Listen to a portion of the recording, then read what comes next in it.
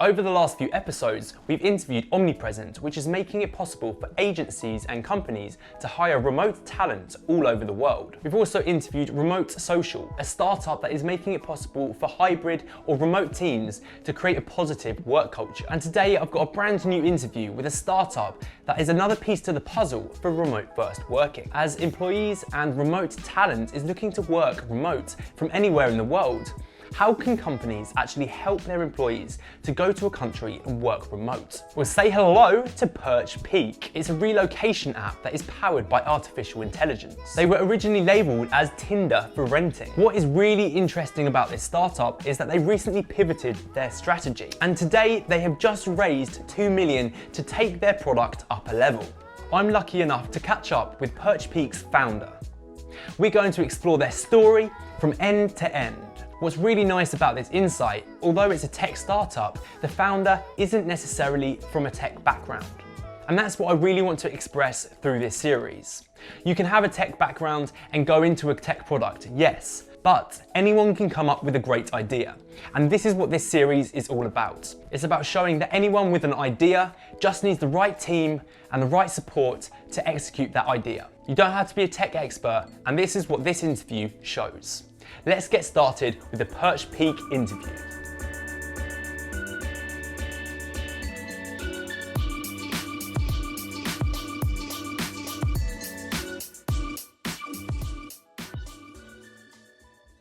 To begin with, could you simply tell me what PerchPeek is? PerchPeek is a relocation platform that supports people moving, in theory, anywhere in the world. In practice right now, it's into about 45 countries. So whether you're moving to Seattle or Singapore or Sydney or Sao Paulo, you can use PerchPeek to do everything to do with your relocation, from finding your home to setting up your bank account to getting your stuff shipped there. And we basically combine our platform with a network of local consultants around the world to try and make sure you have a stress-free relocation no matter where you're moving to. So what is your vision for PerchPeek? That definitely ties closely into that first response, in terms of, if you think about the process of relocating right now, if you were to think, right, I'm going to move to Seattle or I'm going to move to Sao Paulo, in general, people have no freaking clue how they would do that, right? You think, wow, I don't even necessarily know what I need to know about moving. You know, every country has slightly different requirements. And really what our vision is that we become that destination for people that are moving around the world. We're quite excited about people having much more ownership in terms of being able to relocate, even if it's just domestically. And we know that it's such a fragmented process at the moment. You're going to property portals for some stuff, you're going to Google, you're deep in Reddit threads, you're asking your sort of mum's sister's friend who happens to live in Seattle or whatever it might be for a bit of advice. And it is such a fragmented journey. And what we're trying to build is one platform where you can sort of drive that entire relocation process through, which is quite complicated, but quite compelling in a way, just because I think most people relocate at some time in their life, and it's universally quite a stressful experience. Can you tell me about how your idea for PerchPeek started? What is it that made you turn your idea into action? Probably not as good a story as we should do, but I think, as with lots of founders, it was personal pain point in our case when moving to London. And actually for us, it was almost before I moved. A lot of my friends moved to London. They were all going on about how awful it was, how stressful it was. They all ended up in weird bits of London that they were like, why did I live here? Dodgy fees here, dodgy contracts, losing their stuff, all of the sort of stuff that I feel everyone has a story about. And then went through it ourselves whenever we moved to London, me and my two co-founders, and then moved a couple more times, didn't get any easier. And so I think for us, it was just a mindset of, can we try and streamline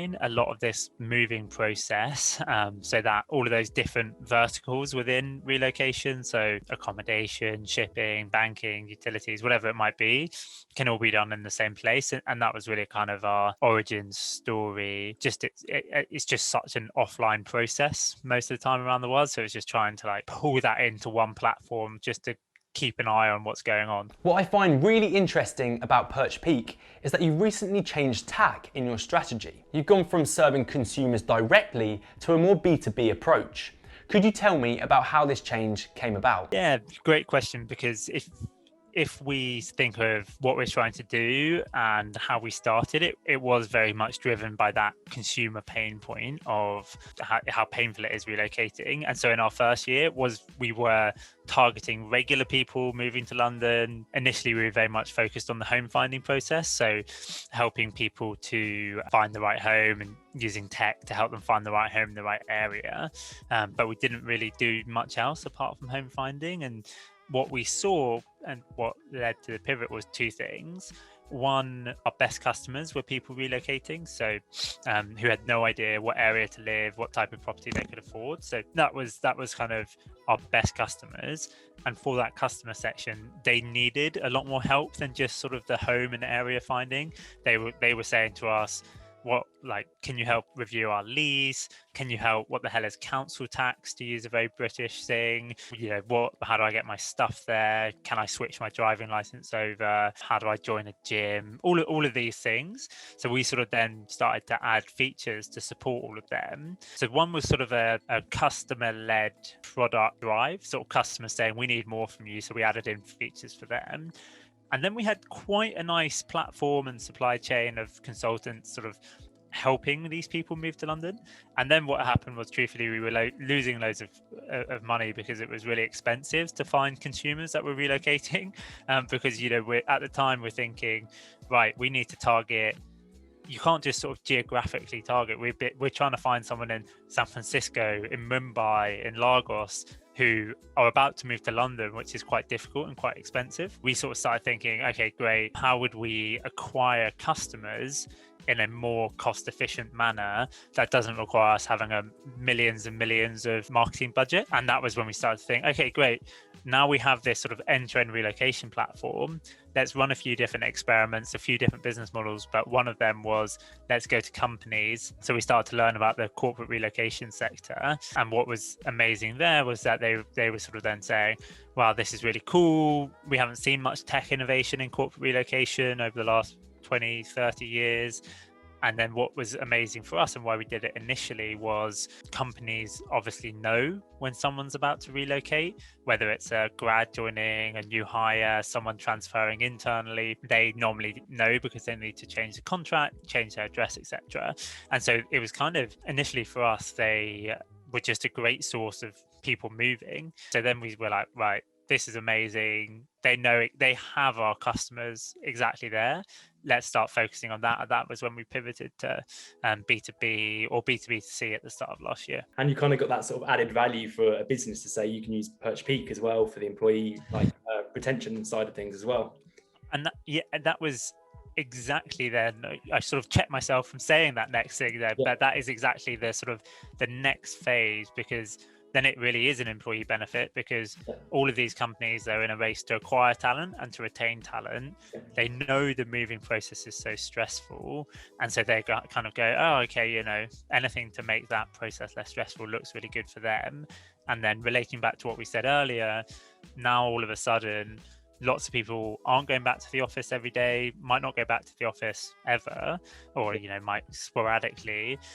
So they have the freedom to relocate, and therefore loads of them are going, do you mind if I move to Cornwall? Do you mind if I move to Cyprus? Wherever it might be.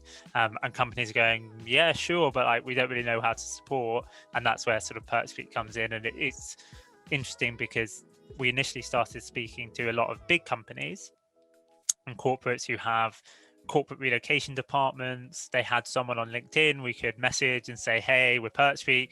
We know that they have people relocating because their job title is to do with relocation. But actually what we're seeing now is lots of smaller companies, lots of tech companies in particular are saying, PerchPeek are saying, we're starting our company in this new world of remote first. If you want to work from anywhere, go for it. And that's actually becoming a very, very strong trend for companies to support people moving and living anywhere. I know as founders yourselves, your background isn't in technology.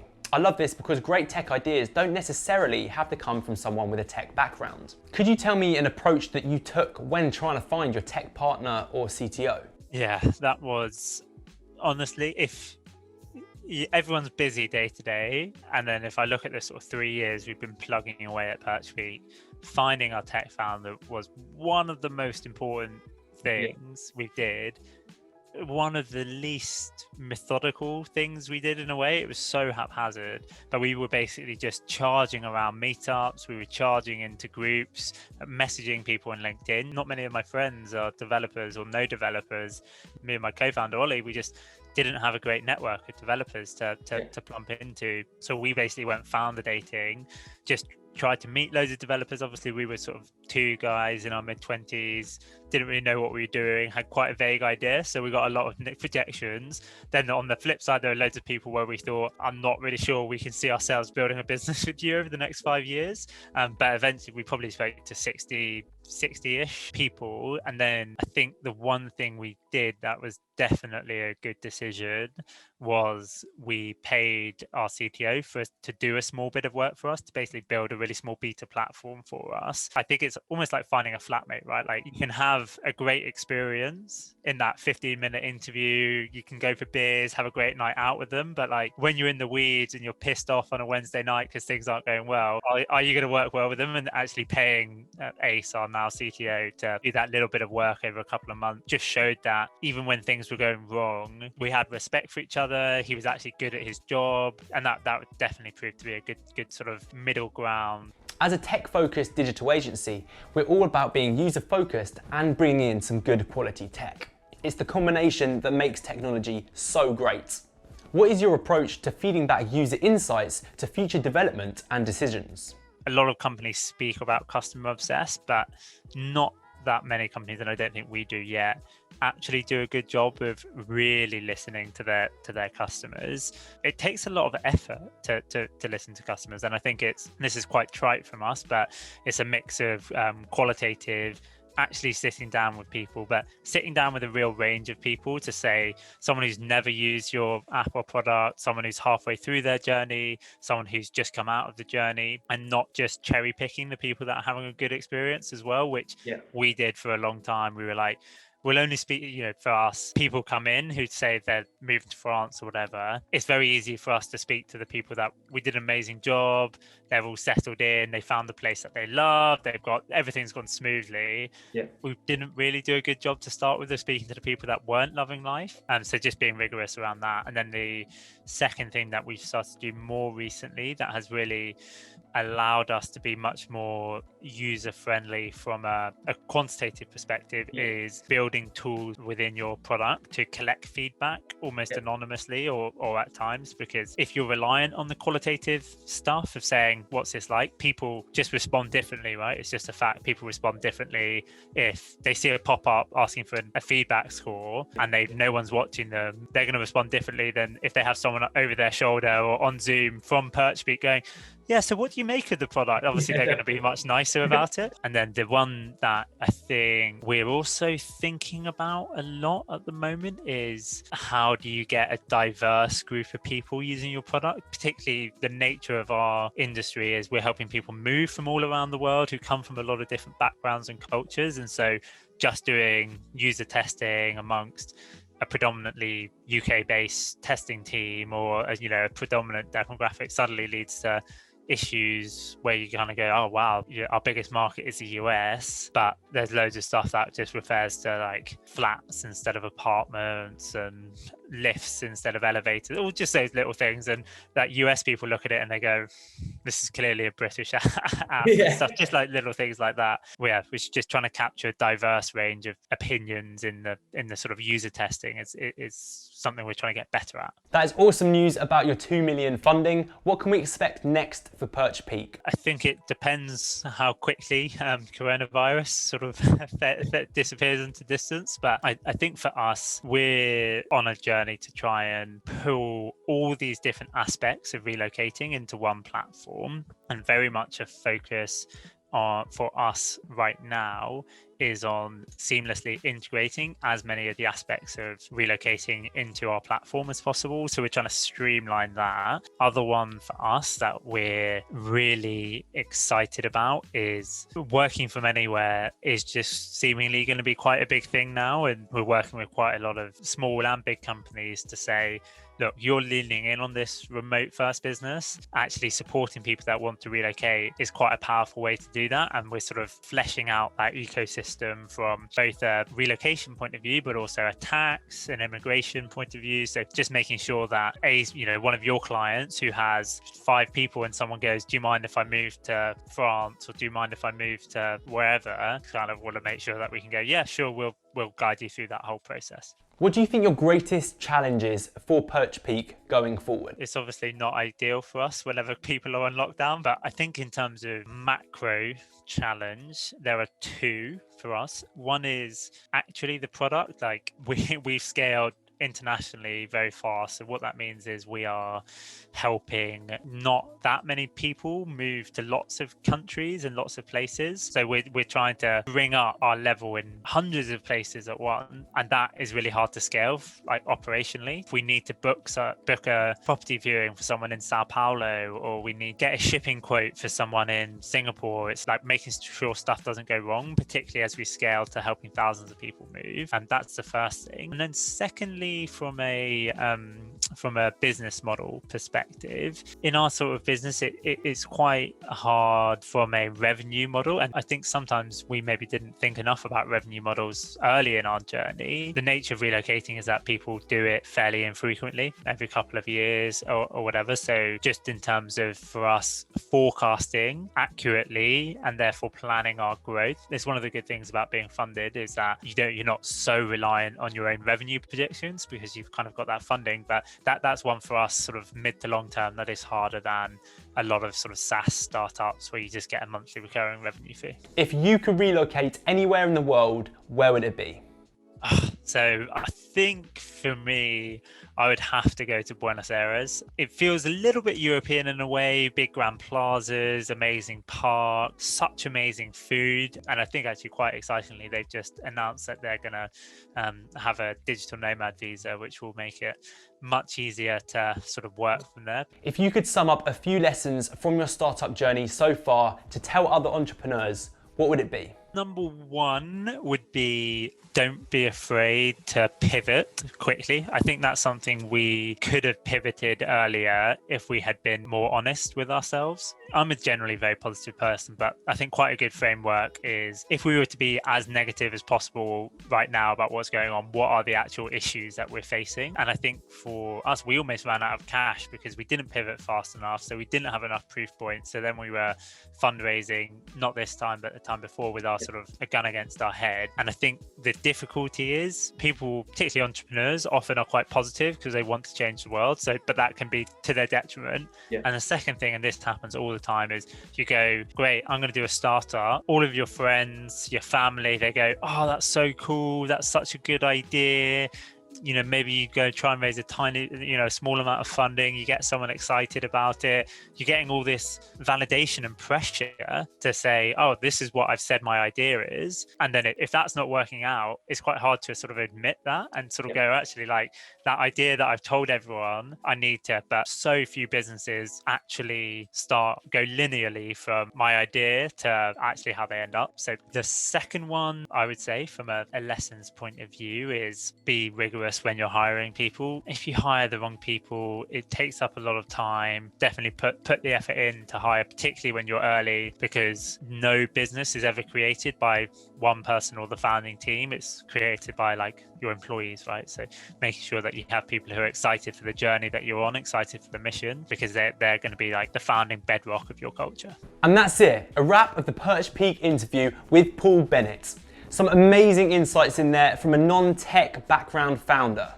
We've now had 3 startups interviewed here at Hiyield, looking at the remote-first working world. It really is a market that is going to explode in the next few years. What's going to be really exciting is to see how these startups blossom in the next few years. These startups are just pieces to the puzzle, and of course there's so many more ideas to come.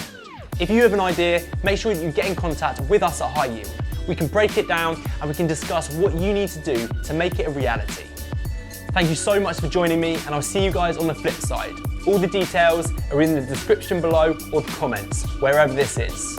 See ya.